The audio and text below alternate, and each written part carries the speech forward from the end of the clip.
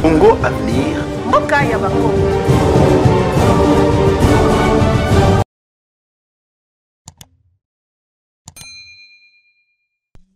Que les exceptions sont recevables et fondées, alors c'est fini avec ce procès, du moins pour Matata Pogno, mais est-ce que ça sera possible avec les complices, dans le jargon ici on dit les consorts, donc Matata et consorts. Mais si la Cour dit que dans la prochaine étape, le fond de la matière, là, ça sera le début des plaidoiries, à ce que je sache. Nous allons continuer avec l'instruction, mais l'instruction plus par rapport à la forme, mais dans le fond de l'affaire. Donc, il sera question de vérifier comment les marchés publics ont été passés. Là, on n'a pas encore abordé la quintessence de ce procès. On est encore au niveau des formes. Tout à fait. Nous sommes au niveau de la forme. Alors, à la différence d'autres disciplines telles qu'on le voit en droit, la forme a une importance très capitale. Même dans la société, avant d'entrer dans les fonds, il y a toujours la Bible. L'audience suspendue est reprise. Alors, nous demandons aux prévenus de reprendre leur place. La suite de cette audience de la Cour constitutionnelle qui siège en matière répressive.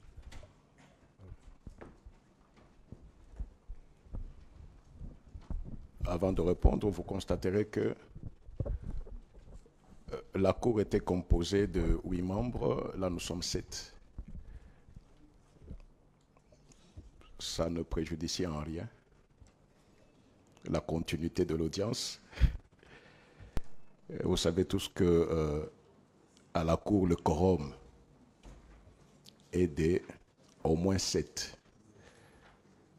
Au moins des 7 juges, conformément à l'article 6, alinéa 3 de notre règlement intérieur. Donc ce n'est pas comme dans les juridictions ordinaires. Ici, nous pouvons continuer normalement parce que nous gardons les quorums. D'accord.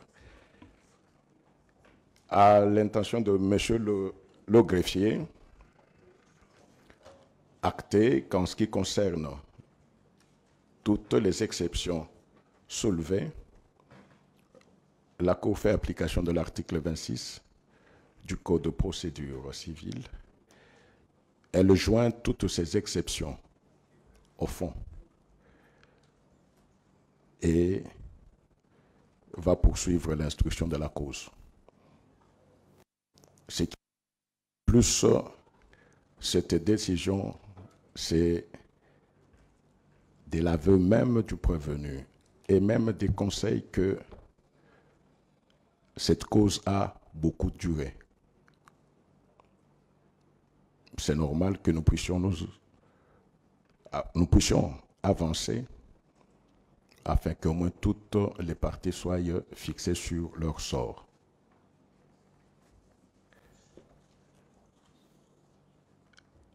Ainsi dit, nous allons continuer l'instruction de la cause. Oui, maître. Merci beaucoup, Monsieur le Président, honorable de la Cour, Monsieur le Ministère public. Nous sollicitons pour Monsieur Matata une remise en vue de nous permettre de suffisamment préparer la défense au regard du volume du dossier. Nous avons donc épuisé les énergies que nous avions pour présenter les exceptions. Il va du droit sacré de la défense que nous puissions à nouveau nous ressourcer en vue d'entamer l'instruction d'un dossier aussi technique. Nous avons dit. Merci, maître, mais nous revenons sur vos propres déclarations. C'est vous qui fustigez que l'affaire a trop traîné. Vous aviez même parlé en termes d'années. Or, vous savez très bien que depuis 2023, s'il y a eu cette longue remise, c'est tout simplement parce que la Cour voulait respecter le droit de votre client. Il était candidat aux élections. Et juste après, la Cour était aussi butée à un autre problème. Il y a 2 juges dont les mandats étaient arrivés à terme. La Cour ne pouvait pas se permettre de siéger avec eux. On attendait que toute la situation soit régularisée. La 3e raison, c'est que nous ne sommes pas au civil, nous sommes au pénal. Le temps qui a été pris, je ne pense pas, ou la Cour ne pense pas que c'est aujourd'hui, après cette remise demandée. Aussi longtemps que prévu et plus loin que ça, au regard de la batterie d'exceptions que nous avons soulevées. Vous avez, à votre niveau, joint ces exceptions au fond en application de l'article 26.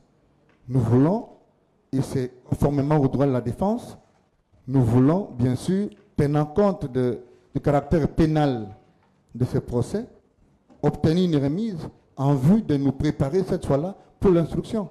Donc, nous disons la même chose, mais aussi nous sommes très attentifs et c'est l'occasion pour vous remercier pour tout ce que vous avez dit par rapport à la durée que ça a pris. Nous ne prenons pas ça au mot, au regard de la durée au sens Maître, des dates. les arguments donnés valent pour les civils. Oui. Au pénal, tout en respectant le droit de la défense, il appartient à la juridiction qui instruit de constater si il y a lieu de remettre ou de ne pas remettre. Absolument. Ce qui fait que la demande est faite, mais c'est la Cour qui vous répond qu'aujourd'hui, nous commençons l'instruction. Chemin faisant, si nous trouvons que nous devons accorder une remise parce que nous sommes tous dans un même bateau regardant dans la même direction, il n'y a aucun problème. Commencer l'instruction ne veut pas dire terminer l'instruction. Et surtout qu'aujourd'hui, quand on commence l'instruction, la Cour pose des questions aux prévenus qui sont assistés, ce n'est pas aux avocats. Monsieur le Président, je prends la parole pour la dernière fois, humblement. Vous remarquerez que la Cour ne vous a pas accordé la dernière fois. Je sollicite, Monsieur le Président. Elle n'a pas accordé. Nous sommes au pénal et je crois que vous n'allez pas empêcher à la Cour, après l'avoir vilipendé, de traîner les pieds, vous n'allez pas empêcher à la Cour de commencer l'instruction. Nous commençons l'instruction, maître. Acceptez au moins de vous incliner devant la décision de la Cour. C'est en cela qu'il est court. C'est en cela qu'il est court. Je ne peux pas parler si vous n'avez pas accordé la parole, Monsieur le Président. Vous venez de parler, maître. Non, on commence l'instruction ensemble. Nous allons voir à quel moment il faudra. Aujourd'hui, il n'y a aucun problème de... Vous avez eu tout ce temps-là, et je crois même il y a un mois, nous avons dit à toutes les parties que vous avez suffisamment de temps. Suffisamment de temps. Faisons en sorte qu'à la prochaine remise, nous puissions avancer quant à l'instruction. C'est ce qui a été dit la fois passée. Monsieur le greffier, je crois que c'est cela. Nous avons même la feuille d'audience. Je ne vois pas en quoi est-ce que... C'est vous qui avez décrié le fait de l'élasticité de la procédure. Oui, maître. Merci, Monsieur le Président. Je vous promets que je ne parlerai plus après. Monsieur le Président, l'avocat n'est que le porte-parole du client. Je ne parle pas de moi. Et je tiens à rappeler à l'Auguste Cour que vous avez rappelé ici que du haut de vos 35 ans d'expertise et de profession, les incidents, ça ne fait que des choses qui passent. Mais ça ne me rassure plus à partir du moment où vous venez de me rappeler que nous avons vilipendé la Cour. Est-ce que, comme avocat, je me sens toujours dans la peau et mentalement prêt à entamer une instruction d'un dossier avec autant de pièces? Ce que je vous dis, je vous l'ai dit au nom de mon client qui est épuisé, qui est parti de celui à 5 heures. Nous voulons, parce que c'est lui l'acteur principal de ce procès, solliciter, Monsieur le Président, au nom du droit de la défense, qui est un droit sacré, solliciter même une courte remise. Que la Cour préserve et respecte. Le droit de la défense a été toujours sauvegardé et respecté par la Cour constitutionnelle de votre pays. Oui. Ce n'est pas aujourd'hui qu'elle va faire exception. Mais elle vous dit tout simplement ceci. Vous avez sollicité, cela n'empêche à la cour de commencer l'instruction. Je ne vois pas en quoi est-ce que ça va entraver. Fatigués, nous le sommes tous.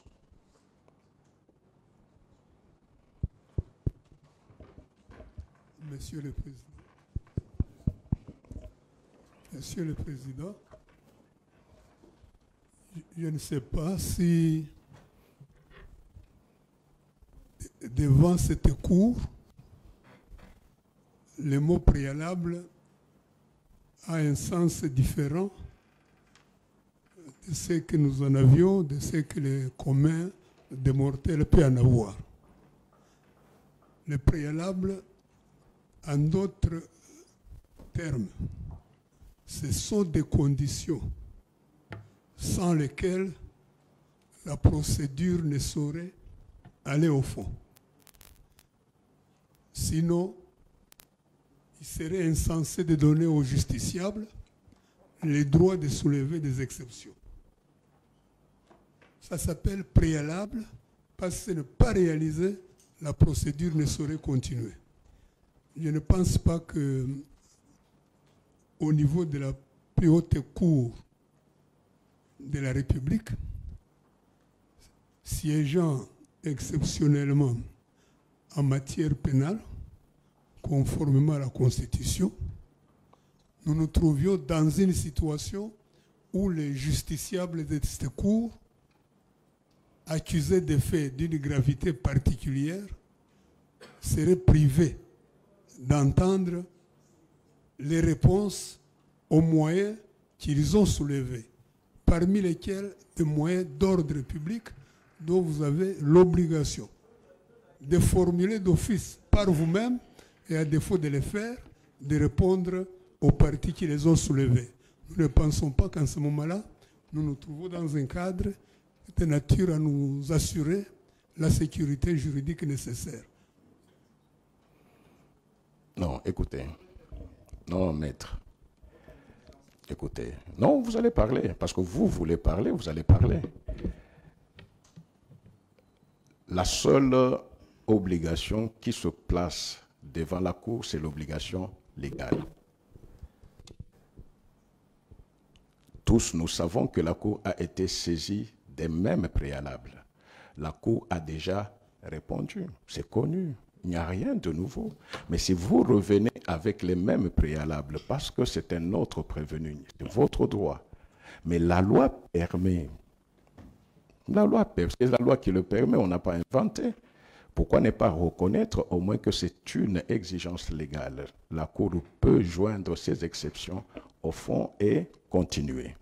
Vous le savez aussi parce que vous dites qu'il y a des moyens d'ordre public, même si ces moyens-là n'étaient pas soulevés avant, même après instruction, avant de plancher quand on fond. Toute juridiction regarde d'abord les conditions de forme. Et dès que nous trouvons que sur le plan de forme, il y avait des moyens relevants, on ne va même pas arriver au fond. Je ne vois même pas en quoi est-ce que cette situation-là peut perturber. Je ne vois pas. Oui, maître. Monsieur le Président, mon client me demande de vous faire constater que lorsque le ministère public avait pris la parole, il nous a laissé entendre que, après la décision intervenue à la Cour de cassation, le parquet général a saisi la chambre à laquelle il appartient, qui lui a autorisé, n'est-ce pas, de les traîner devant vous. Que de ce fait, il estime que le dossier a évolué et qu'il joue au dossier de pièces qu'il ne connaît pas. Il est important qu'il puisse les découvrir. Comme ça, il va se battre avec l'accusation pièce contre pièce. Au jour d'aujourd'hui, il suffit de le voir, il n'a aucune pièce sur lui. Et c'est son procès. Il est concerné dans sa chair, dans sa peau. C'est à lui que vous allez poser des questions et c'est lui qui va vous répondre, pas les avocats. Les avocats vont devoir se taire, ils n'auront pas le droit de lui souffler quoi que ce soit. Supposons que vous abordiez l'instruction ici et maintenant et que vous lui opposiez une pièce, ou que l'accusation lui oppose une pièce qu'il n'a jamais vue, comment va-t-il réagir face à la question de la cour ou même de l'accusation? Nous voulons être sereins et aborder l'instruction en toute sérénité. Nous sommes au pénal. Est-ce que vraiment vous pouvez prétendre qu'il y aurait des pièces dans le dossier que votre client n'a pas vues? Tout à fait. Or, nous savons comment le compulsoire se fait au pénal. Nous le savons. Il y a la pièce à laquelle le ministère public Non, a fait allusion. ne rentrons pas pas dans cela. Au pénal, nous savons comment on consulte les pièces. Le dossier est au greffe. Je l'ai fait 72 heures avant. Mais bien sûr. Mais comment est-ce que vous allez prétendre qu'il pourrait y avoir... S'il y a une question qui a trait à cela, vous allez relever. Hein? Le dossier est là, le dossier est connu. Au pénal, ce n'est pas qu'on va vous communiquer les pièces, le compulsoire se fait au greffe. Tout à fait. Oui, maître. Honorable membre de l'Auguste Cour, si je prends la parole, c'est pour le compte de M. Christophe Grobler, le deuxième prévenu. Monsieur le Président, en fait, notre client n'habite pas Congo. Il n'habite pas Kinshasa, il habite l'Afrique du Sud. C'est aujourd'hui que le client est arrivé ici à Kinshasa. Monsieur le Président, en fait... On lui a accordé la parole, qu'il termine. Vous êtes encore là, vous savez très bien qu'on vous donne la parole. Il n'y a aucun problème. En fait, Monsieur le Président, nous sommes devant vous en tant que juge pénal. Ce n'est pas nous les avocats qui sont poursuivis, c'est le client qui est poursuivi. Nous avons compilé les dossiers, nous en avons la maîtrise. Mais nous ne serons plus à mesure de répondre à vos questions. C'est ainsi que... C'est vous, votre client. Nous, avocats, nous avons compilé. Le client n'a pas compilé. Il vient d'arriver. Non, parce que vous dites que vous êtes prêt à répondre à nos questions. Non, nous ne sommes pas à mesure de répondre parce que nous ne sommes pas poursuivis devant vous. C'est le client qui est poursuivi. C'est ainsi que nous voulons demander votre indulgence, une clémence de l'Auguste Cour, pour permettre notre client d'entrer en contact avec le dossier des pièces. Comme c'est une infraction de détournement, c'est une infraction des pièces de justification, de fonds. Donc, c'est souhaitable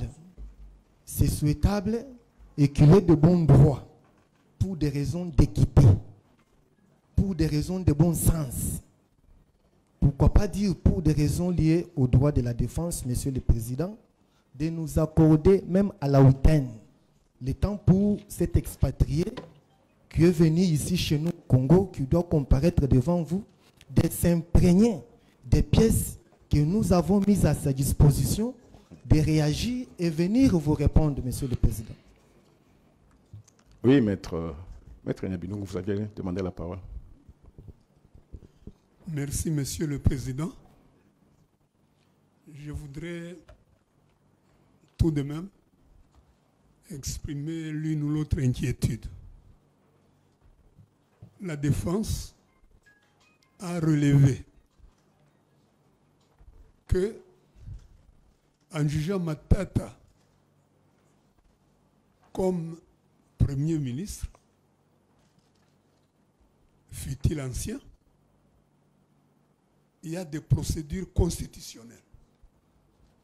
Vous pensez que ces procédures ont été prévues par les constituants pour que la Cour en fasse ce qu'elle veut? Deuxième inquiétude. Notre client est député national et la plus haute cour de la République prendre le risque d'instruire un dossier contre ce député national, contrairement aux dispositions de la Constitution, selon lesquelles on ne saurait poursuivre un député national sans l'autorisation du Parlement auquel il appartient. Je pense que... Maître, vous revenez pratiquement sur les mêmes moyens qui ont été développés avant. Oui, mais si on n'en tient pas compte, on fait quoi? on doit quand même essayer de se faire entendre. Peut-être qu'on n'a pas bien expliqué. Nous souhaitons être compris. Mais si à ce niveau, tous les moyens peuvent être rejetés. Non, maître. Oui, Il n'y a aucun moyen qui a été rejeté. Vous êtes juriste. Il n'y a aucun moyen qui a été rejeté. Si la loi a prévu que les exceptions soient jointes au fond, c'est la loi. Nous n'avons fait que application de cette loi. Au moins que vous puissiez nous dire que c'est illégal, la loi n'a pas prévu ça. Mais si la loi a prévu, c'est ce que la Cour a fait. Ces moyens ne sont pas rejetés, ces moyens sont joints au fond.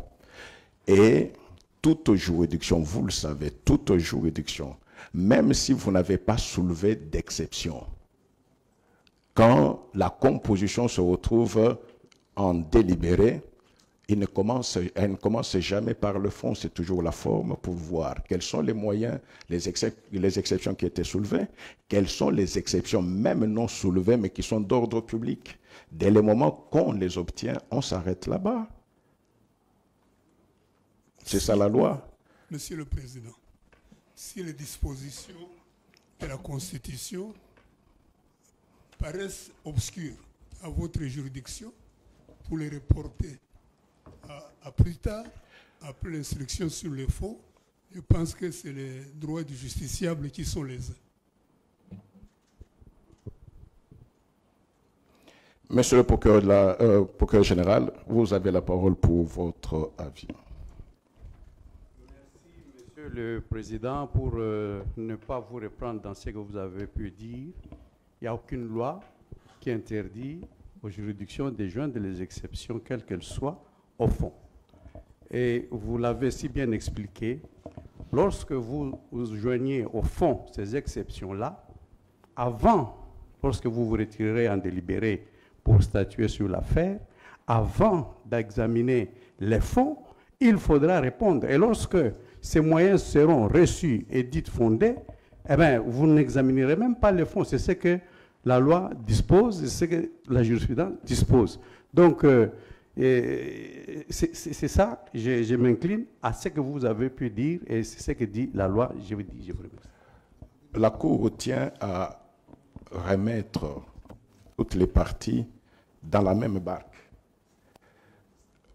Il y a un mois, quand vous sollicitiez la remise, il a été dit que la remise est contradictoire et que j'avais même, après avoir levé l'audience, j'avais même lancé une blague pour faire rire, pour dire non, mais vous avez tellement de temps. J'espère que dans un mois, on ne viendra pas encore pour tourner en rond, nous pourrons passer à l'instruction. Nous répétons encore, c'est une instance pénale. Commencer l'instruction ne veut pas dire terminer l'instruction. Au moins, sur le plan procédural, nous dirons, nous avons fait un pas. Juste. Que nous avons fait un pas. Au lieu que nous puissions nous en tenir à pratiquement ce qui a toujours fait depuis qu'on a commencé ce procès. Il n'y a aucune crainte pour dire non, mais c'est nous qui tenons à ce que le droit de la défense soit respecté.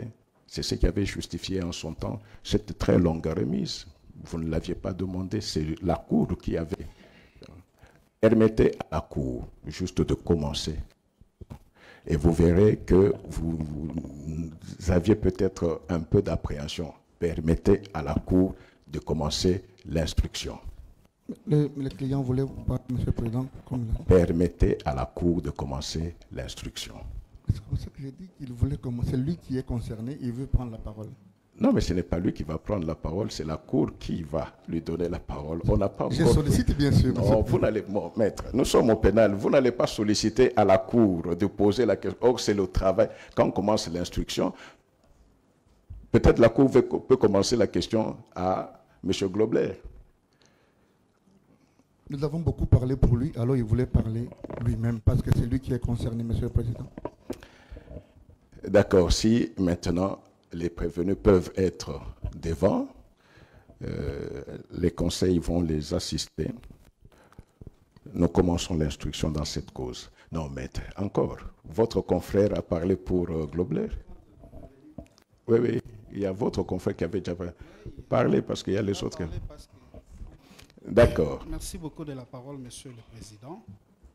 Monsieur le Président, en prenant la parole pour les comptes du prévenu Grobler, il tient également à ce que l'Auguste Cour puisse lui accorder une remise. Pour quelle raison? La première raison, c'est qu'il tient à rassurer à la Cour que tout ce temps, il s'est toujours présenté ici pour répondre et il fait confiance en la justice congolaise. Deuxièmement, il est arrivé la nuit. Dans sa psychologie, il pensait que l'audience commençait à 11 h et on commençait directement avec l'instruction. Mais malheureusement, il constate qu'on a passé plus de 3 ou 4 heures à suivre les moyens exceptionnels de la partie que vous-même, vous aviez déjà soulevé en son temps. Exactement. Les mêmes moyens. Ce ne sont pas les mêmes moyens. Si. Nous avions une autre orientation et les prévenus Matata avaient une autre orientation. Alors, à ce moment, M. Grobler constate que la Cour va commencer l'instruction. Maître, en prenant la parole, vous venez de faire passer 5 minutes qui pouvaient permettre à ce qu'on allège les temps d'attente de votre client ici. Exactement, Monsieur le Président, mais constatez que psychologiquement, même tous les prévenus ne sont plus disposés. Accordez-nous même une courte remise, notre client est là. Là, vous avez plaidé par procureur. Vous n'êtes que avocat de Globler, vous ne pouvez pas dire tous les prévenus. Merci, maître. Merci. Les prévenus avancent.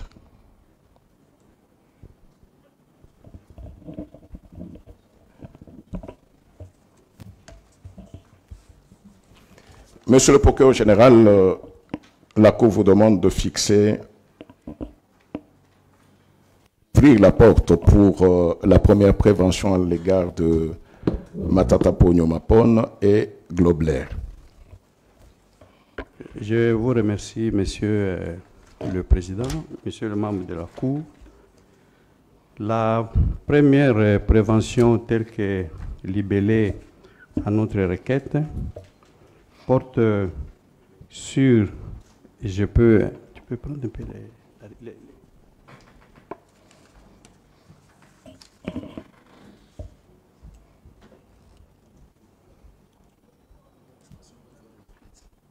la requête.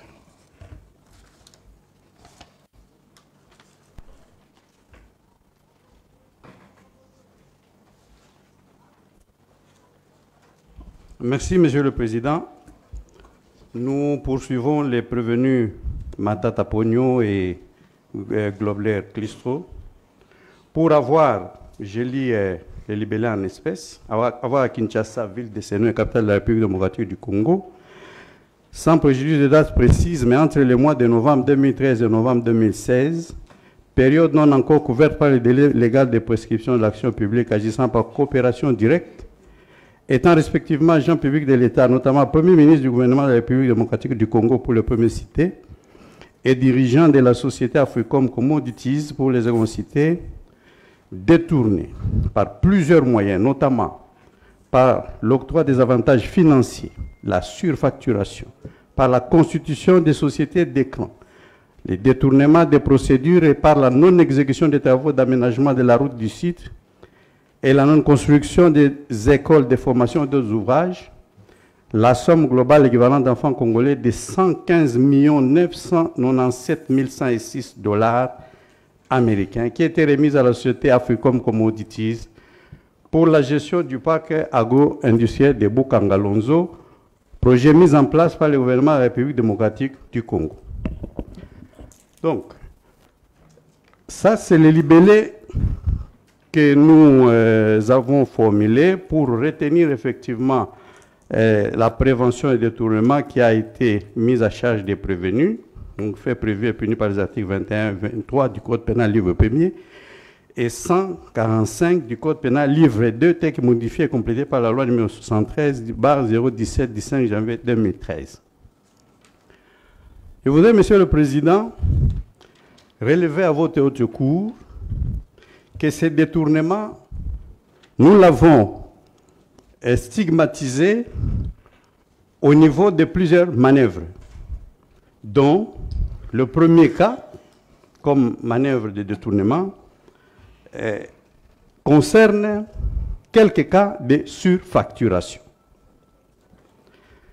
Nous avons effectivement, et d'abord il y a un préalable parce que au dossier il est versé un relevé des sommes versées en faveur du parc agro-industriel de Bukangalonzo, relevé qui a été établi par les ministres de l'époque Célestin Sélé Yalagoulé. Il est apparu, Monsieur le Président, que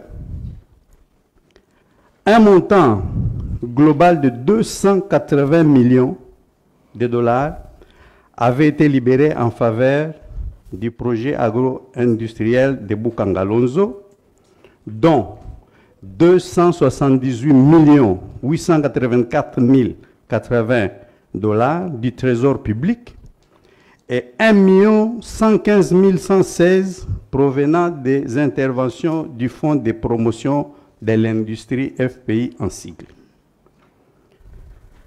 L'enquête sur tous les sites révèle que de ces montants, seule la somme de 34 millions a été affectée aux activités du projet agricole agro-industriel de Bukangalonzo, soit une différence de 205 845 493 dollars non justifiés ou, pour les cas qui nous concernent, détournés par diverses utilisations frauduleuses suivantes. Première utilisation frauduleuse, ce sont des cas de surfacturation.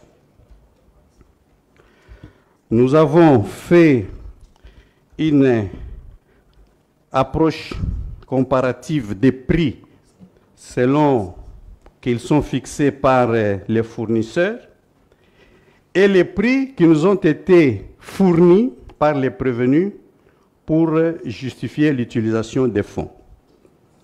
Vous avez, par exemple, la facture numéro 10-15 pour l'acquisition d'un matériel au bénéfice du projet agro-industriel de Bukangalonzo pour un montant sur la facture du fournisseur de 165 375 dollars, mais le montant fourni pour justifier par les prévenus est de 565 500 dollars, soit une différence de 398 000 dollars américains. Une autre facture qui j'ai au dossier évoque les prix du fournisseur évalué à 495 880 dollars, alors que les prévenus nous produisent une facture de 1 237 544 dollars, une différence de 741 664 dollars. Merci, Monsieur le procureur général. Je crois que la Cour préfère qu'on s'arrête à ce niveau-là pour le moment. Prévenu Matata, la première préoccupation, c'est de savoir si vous confirmez qu'un montant de 204 902 042 dollars a été libéré par le Trésor public et remis à la société Africom Communities pour la gestion du parc Bukangalonzo. Honorable Président, merci beaucoup pour l'opportunité que vous me donnez de réagir à l'intervention du ministère public. Je reste dans la logique des collectifs de mes avocats, parce qu'il s'agit bien d'un domaine des chiffres. J'ai suivi le procureur général décrivant tous les chiffres. Et je crois que les chiffres ont ces potentiels de précision. Et donc, je ne me vois pas comment réagir. C'est la raison pour laquelle j'ai dit je me joins dans la philosophie des collectifs de mes avocats pour demander une remise. Cette remise, honorable président, se justifie par les droits de la défense. Nous nous sommes préparés pour présenter les exceptions sur la forme et l'irrécevabilité, sur la Constitution. Comme vous l'avez vu, il s'agissait d'un document bien élaboré parce que cette partie précède l'examen du fond. Donc là, nous ne sommes pas préparés et je crois que les droits de la défense, que vous avez évoqués vous-même ici, recommandent en ce que l'accusé puisse se préparer et pour pouvoir répondre à ces chiffres. Ces chiffres sont évidemment dans un rapport du parquet général. Moi, je ne les ai pas ici.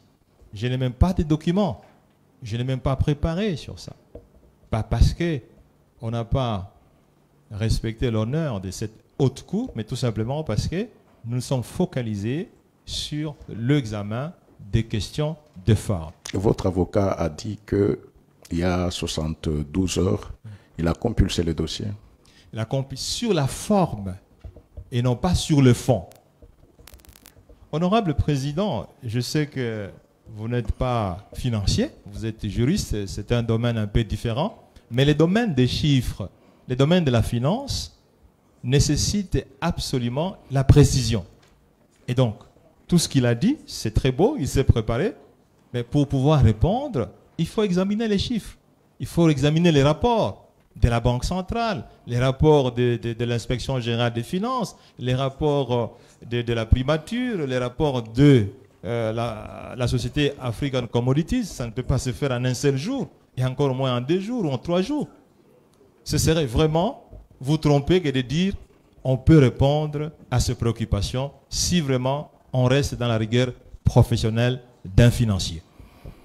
Monsieur Prévenu Globler,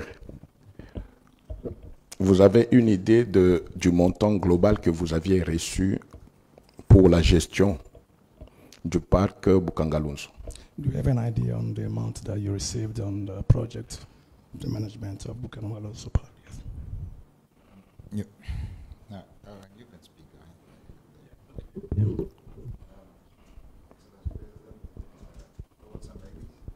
Monsieur le Président, yeah, you can hold yourself. I have mine, yes, yeah. When I got here last night, Quand je suis arrivé ici la nuit dernière, I went through, obviously, all my files. J'ai parcouru le dossier. And my lawyer said to me this morning, this is the writ, and you must do it according to that. Et mes avocats m'ont montré l'acte d'accusation. Ils disent voilà, ça c'est l'acte d'accusation et vous devez le parcourir pour vous imprégner de ce qu'on va vous dire à la cour. So I didn't understand because on the writ it says I was the managing director of African Commodities. Il y a un détail que je n'ai pas compris parce que dans l'acte d'accusation, on interprète, parle un peu. Le greffier doit acter. Ah ok. Voilà, dans l'acte d'accusation, je me suis rendu compte que on m'a donné la qualité de directeur alors que je n'étais pas directeur à ce moment-là. I told the magistrate when I was questioned by him that I wasn't the director of African J'avais Commodities. dit au procureur lorsqu'il m'avait interrogé que je n'étais pas directeur à ce moment-là. So during that period, I wasn't the director of African Commodities. Pendant cette période-là, je n'étais pas le directeur de Africom. So I don't know how I can help the court. Alors je ne sais pas comment est-ce que je peux aider la cour. I didn't work with the money. I was just a local guy looking after the businesses in the Congo. Donc j'étais juste représentant, donc je n'avais pas le pouvoir de... Je n'étais pas directeur. Il était représentant de... Ici en RDC? Oui. Yes, représentant yes, pays yes. de Africom. I'm from 2000. Il était délégué, représentant délégué Africom pays ici au Congo. From 2021, C'est depuis 2021 I've been a director, qu'il est devenu directeur. but not at that stage. En tant Mais que pas délégué de la société sud-africaine, quand le marché a été conclu, c'est lui qui l'a fait ou bien c'est sa direction au niveau de l'Afrique du Sud? Okay, when the contract was, when there was a deal, so did you sign, or is it your director that signed the contract? Was it you or your director that time? The director signed, Yeah, le directeur avait signé. and I signed with him, but the director Et il a signé signed, avec yes. lui. D'accord. Y a-t-il d'autres préoccupations?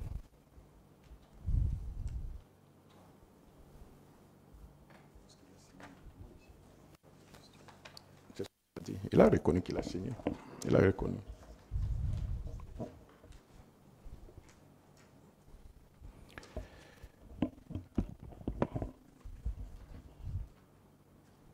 Oui, monsieur le procureur général.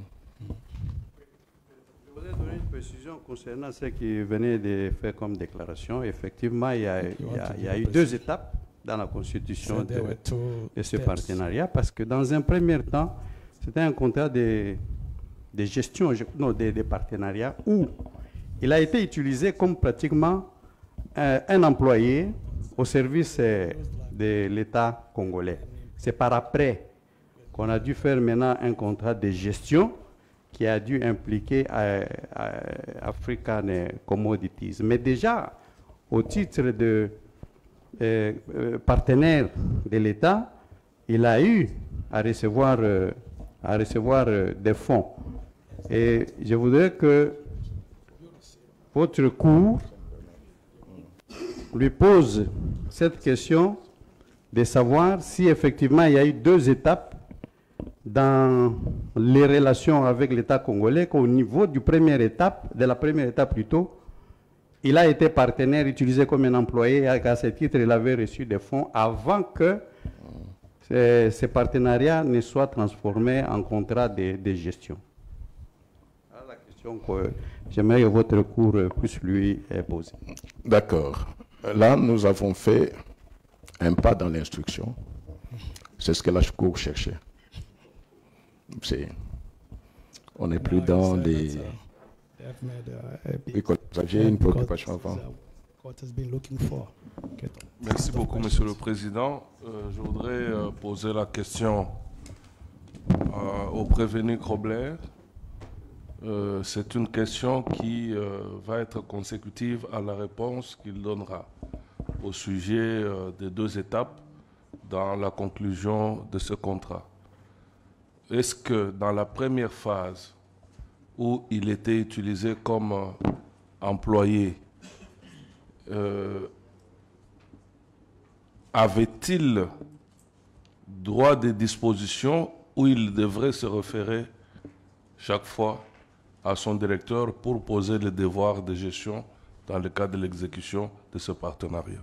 Merci, Président. D'accord. La question?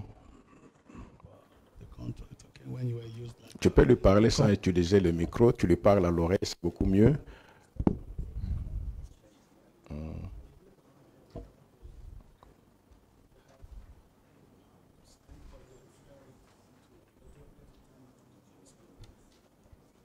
I was never an employee.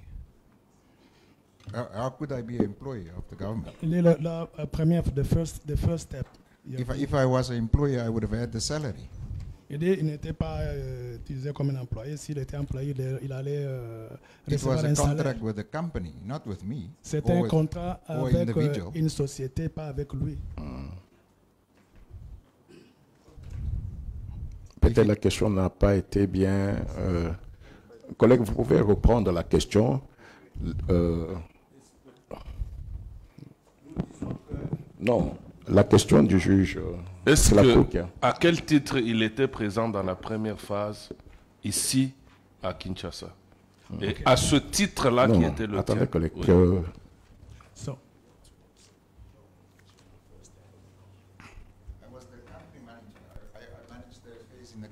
Il était le gestionnaire. Ben voilà, justement. Voilà. Puisque vous étiez gestionnaire Au nom de la société. Bien sûr. Donc vous agissiez avec les pleins pouvoirs à Kinshasa. Au nom et pour le Au nom et compte pour de le la compte société. de la société Africom. Commodities. You have all the power to act in the name of your company. No. No. No, because the state didn't pay me, it paid the company in South Africa. Le It gouvernement ne didn't m'a pay pas me. payé moi, il a payé l'entreprise en Afrique du Sud.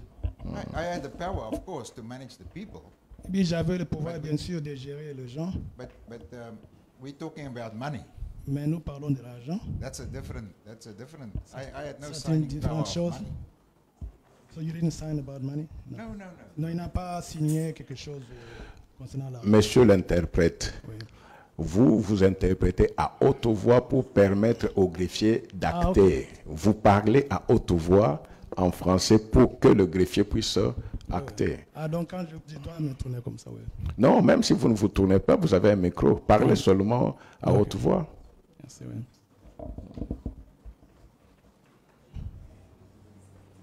Bien, vous avez consigné le contrat principal. Votre directeur, donc General Manager, et vous-même qui étiez représentant ici à Kinshasa. So you signed the main contract. Your director? Yes. Oui. À l'issue de cela, j'imagine que vous avez eu des spécifications des tâches que vous devriez accomplir à Kinshasa dans le cadre de l'exécution du mandat qui était le vôtre.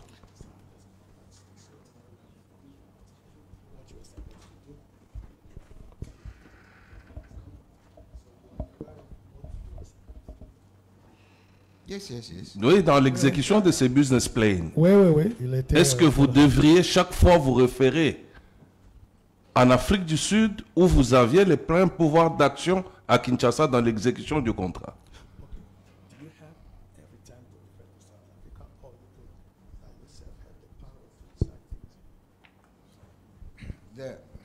It depends what power. Ça dépend de quel pouvoir.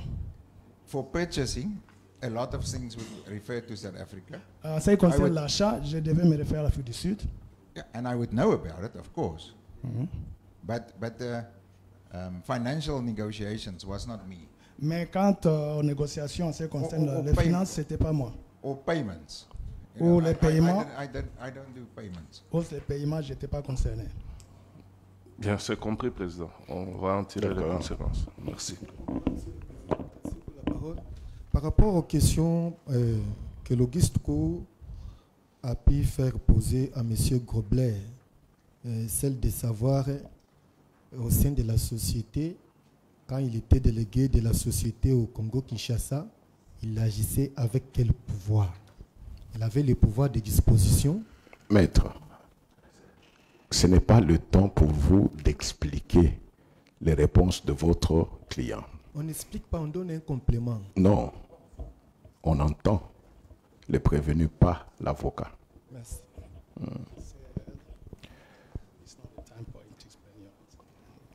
Une question prévenue Matata, qui n'a rien à voir avec les chiffres. Ah oui. Pendant que ce contrat se négociait, vous était-il arrivé d'entrer en contact physique ou épistolaire avec le prévenu Grobler? C'est, honorable président, je suis très gêné d'être devant vous sur ces dossiers. Parce que, sincèrement, j'ai l'impression que on en veut à une personne. C'est quand même dommage. Nous sommes à la plus haute cour de ce pays. Oui, je suis très désolé de vous le dire, parce que vous me posez cette question-là comme si le Premier ministre d'un pays s'occupe de la gestion. Non. Les personnes qui ont signé les contrats avec African Commodities ne sont pas ici.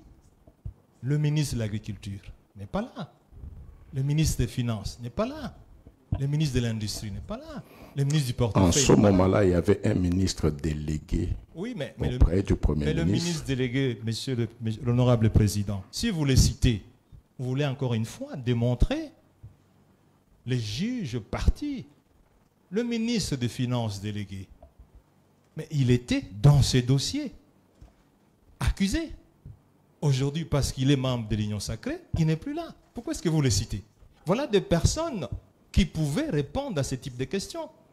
Le Premier ministre, honorable président. Écoutez, on vous a dit ici que l'instruction commence. Honorable président, c'est par l'instruction. Non, écoutez, quand la Cour parle, vous écoutez quand même. Voilà. C'est par l'instruction. Nous sommes saisis par une réquisition, une requête aux fins de fixation du ministère public. Mais c'est l'instruction qui va permettre à la Cour de connaître comment les articulations étaient faites. Mais quand vous ne voulez pas que nous puissions avancer dans l'instruction, la Cour au pénal, elle est libre. Voilà. Il y a eu 3 prévenus qui ont été présentés, mais c'est dans l'instruction de la cause que la Cour cherchera à avoir sa propre lumière. C'est dans l'instruction, pas dans la requête aux fins de fixation. C'est connu. Et c'est pourquoi nous avions voulu avancer, commencer l'instruction. C'est l'instruction qui va nous faire voir, parce que tous ceux qui ont été entendus, à tous les niveaux de procédure, commençant par l'instruction préjudicielle, tous les PV sont là. Donc la Cour est libre d'appeler quiconque a contribué tant soit peu à cela. Honorable président. Non, en fait, la Cour ne vous a plus donné la parole. La Cour a repris la parole. Vous allez parler si la Cour vous donne la parole.